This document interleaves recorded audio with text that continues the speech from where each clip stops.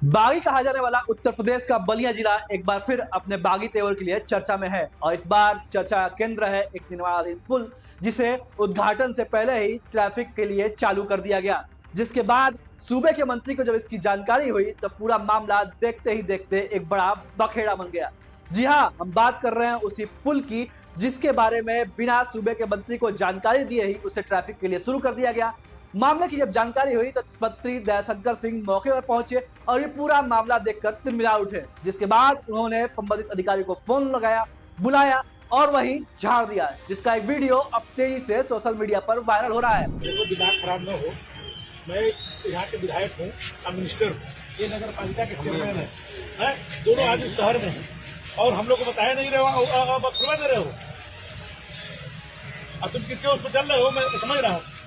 हाँ, तो क्यों नहीं सुना दिए चेयरमैन को, क्यों नहीं सुना दिए हमको, क्यों नहीं सुना दिए। मंत्री जी ने तो इस पूरे मामले में यहाँ तक कह दिया कि मैं जानता हूँ कि ये सब किसके इशारे पर हो रहा है, जिसके बाद सत्ता शासन में सवाल उठने लाजमी है, स्व उठने भी लगे कि आखिर वो इशारा किसका था, जिसकी बात खुद मंत्री दयाशंकर सिंह कर रहे थे। मामले में बात जब इशारे की हुई तो सक्की सोई घूमी रफड़ा विधानसभा और बहुजन समाज पार्टी के इकलौते विधायक उमाशंकर सिंह की ओर, जिसके बाद उमाशंकर सिंह भी कहाँ चुप रहने वाले थे, खुलकर सामने आए और मंत्री जी को करारा जवाब दे दिया।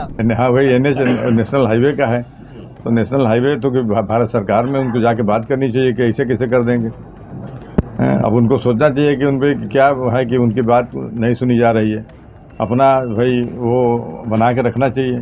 अब इतना आरोप लगा, हमें तो कभी नहीं सुना था, मेरी तो इस पे किसी से बात भी नहीं थी। हाँ, अगर उसका उद्घाटन मैं जाके कर दिया होता तो एक बात समझ में आ रही है कि हमारे कहने पे कोई उद्घाटन कर दिया, भाई उद्घाटन तो माननीय मुख्यमंत्री जी करेंगे ना, विभाग उनके पास अगर है उत्तर प्रदेश में, तो हमारे कहने पे करेंगे।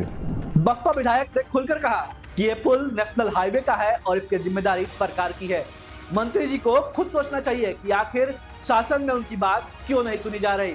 उन्होंने कहा कि मुख्यमंत्री खुद इस परियोजना के प्रभारी हैं, तो क्या मुख्यमंत्री जी के कहने पर यह पुल खुला है?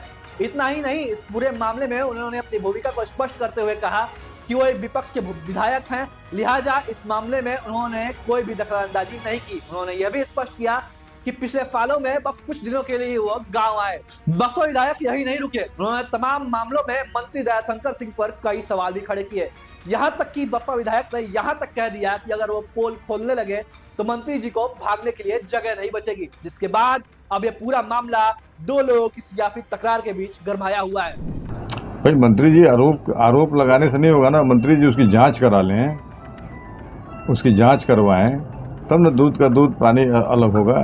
खाली आरोप लगाने से नहीं होगा। अब हम आरोप लगाने लगेंगे तो कहीं जगह नहीं मिलेगी।